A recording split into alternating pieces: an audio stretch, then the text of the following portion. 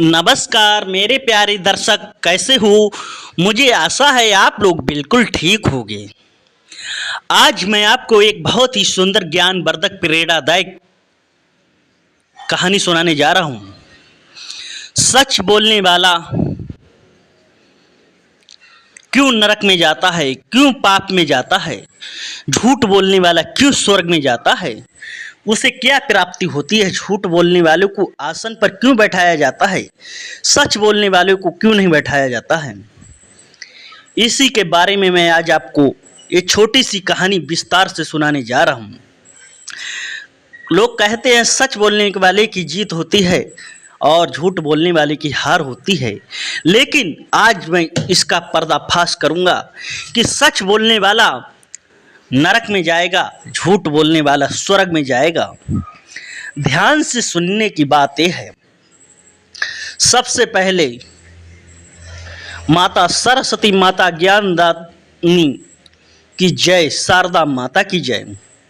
मैं आप सभी भक्तगण श्रोताओं बंधुओं का मैं हाथ जोड़कर विनम्र स्वागत और अभिनंदन करता हूँ। ध्यान से सुनिए। एक समय की बात है,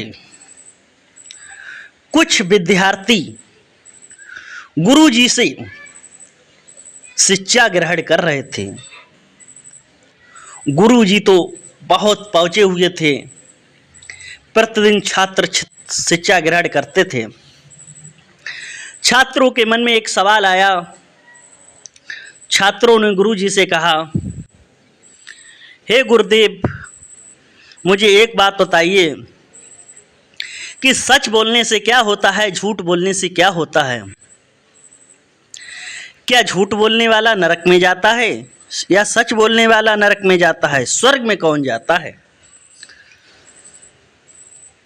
गुरुजी ये प्रश्न सुनकर आश्चर्य में पड़ गए। अब उन्होंने गुरुजी ने अपने गुरुजी को बुलाया, लेकिन इस प्रश्न का उत्तर कोई नहीं दे पाया कि सच बोलने वाला नरक में जाता है, झूठ बोलने वाला स्वर्ग में जाता है। अब संत बहुत महान थे, उन्होंने अपने तपोबल से, तपस्या से सूर्यपुत्र यमराज को बुलाया। जो धर्मराज यमराज का दरबार होता है यमलोक में, जो फैसला करते हैं कि कौन स्वर्ग में जाएगा, कौन नरक में जाएगा। यमराज को बुलाया, आसन दिया। यमराज के सामने ये प्रश्न रखा गया कि झूठ बोलने वाला नरक में जाएगा या सच बोलने वाला स्वर्ग में जाएगा। यमराज कह रहे हैं, ध्यान से सुनिए, मैं आपको एक कहानी के माध्यम से बताने जा रहा हूं। ध्यान से सुनिए। एक नबीन नगर नाम का शहर था। उस शहर में एक सच बोलने वाला रहता था, एक झूठ बोलने वाला रहता था। एक हमेशा सच बोलता था, एक हमेशा झूठ बोलता था। कितना भी कहो वो झूठ ही बोलता रहता था। कहते हैं उसका नाम भी रख दिया गया था, सच बोलने वाला, और झूठ बोलने वाले का झूठ बोलने वाला। कुछ समय ऐसे ही बीतता गया। एक वहां पर कसाई गायों को लेकर निकला। गाय हिंदू धर्म में 33 करोड़ देवताओं के माता मानी जाती है। 33 करोड़ देवताओं गाय के अंदर समाये हुए हैं। गाय को लेकर कसाई निकला उसी शहर से। दोस्तों, शाम हो चुकी थी। कसाई ने गाय खूंटे से बांध दी, लेकिन कहते हैं मौत के सामने कौन नहीं डरता है। गाय भी डर रही थी कसाई से। गाय भूखी भी थी, प्यासी भी थी। गाय रो रही थी, चिल्ला रही थी, मगर लेकिन उन्हें बचाएगा कौन? गाय ने खूंटा उखाड़ कर गाय भागने लगी, क्योंकि रात का समय था, कसाई सो गया था। सारी गाय भाग गई इधर उधर। जब सुबह कसाई उठा, देखा तो सबसे पहले उसे सच बोलने वाला व्यक्ति मिला। उससे पूछा, भैया इधर मेरी गाय गई हैं। तो जो सच बोलता था उसने कह दिया गाय इधर ही गई हैं। उसने गाय को बता दिया गाय इधर गई। कसाई उधर गया, उसने गाय पकड़ ली फिर से। राम राम राम राम श्रोताओं, जब गायों को पकड़ लिया कसाई ने और कसाई ने गाय को पकड़कर फिर से बांध दिया। जब कसाई ने गाय को पकड़कर बांध दिया और उधर जो गाय भागी हुई थी, क्योंकि गाय तो कसाई के पास बहुत सारी थी, तो उधर से निकला जिधर झूठ बोलने वाला व्यक्ति रहता था। कसाई ने उस झूठ बोलने वाले व्यक्ति से पूछा, भैया इधर मेरी गाय गई हैं। तब उस झूठ बोलने वाले व्यक्ति ने कहा, तुम्हें और कोई काम नहीं है, इधर गाय नहीं गई है आपकी, यहाँ से जाएगी।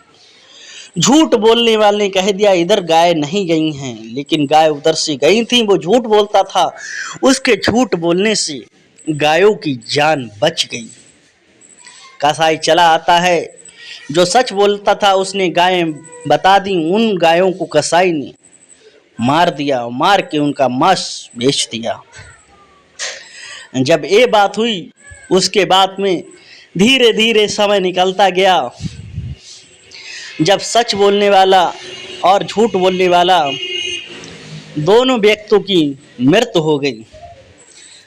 जब दोनों व्यक्तियों की मृत्यु हो गई, यमलोक से जब यमराज के दूत उन लोगों को ले जा रहे थे, तब उनसे पूछा, यमराज के दरबार में उन लोगों को लेकर पहुंचे। यमराज ने चित्रगुप्त से कहा, चित्रगुप्त इन लोगों का बाई खाता लेखा शास्त्र उठाओ, इन्होंने क्या क्या पाप किए हैं, क्या क्या पुण्य किए हैं।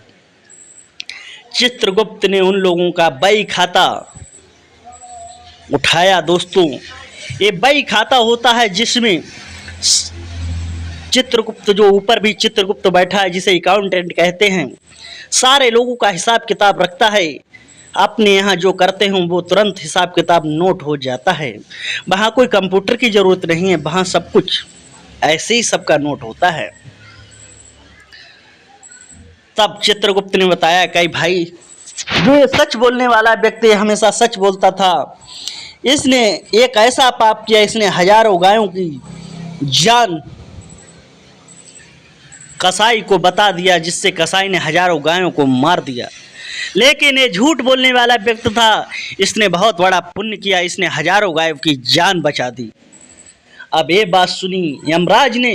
यमराज बोले, अब भाई बताइए, झूठ बोलने वाले को सजा मिलनी चाहिए, सच बोलने को वाले को सजा मिलनी चाहिए।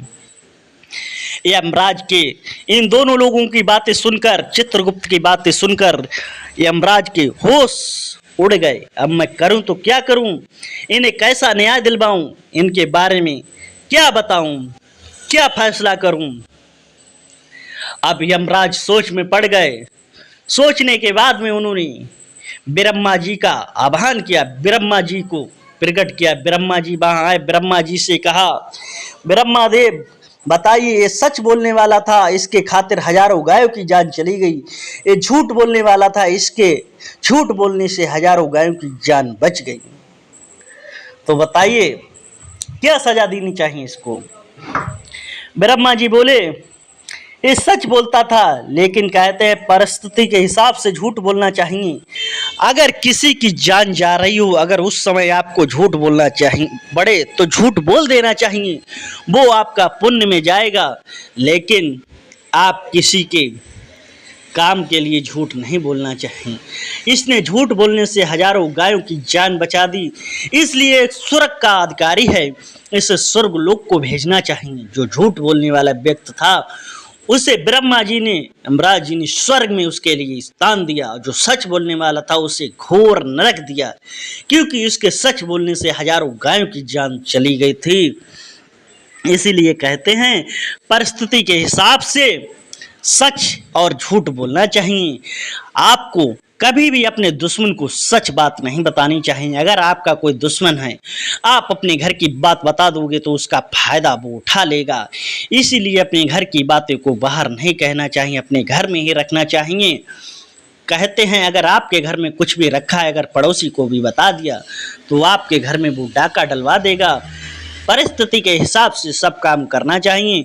अगर आपको एक मेरी छोटी सी विनती, एक कहानी के माध्यम से मैं आप लोगों को बताना चाह रहा हूँ कि कैसे सच बोलना चाहिए, कैसे झूठ बोलना चाहिए, परिस्थिति के अनुसार काम करना चाहिए।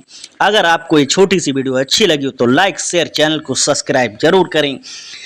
प्रेम से बोलो शारदा माता की जय, सरस्वती माता की जय, बोलो जय हिंद जय भारत।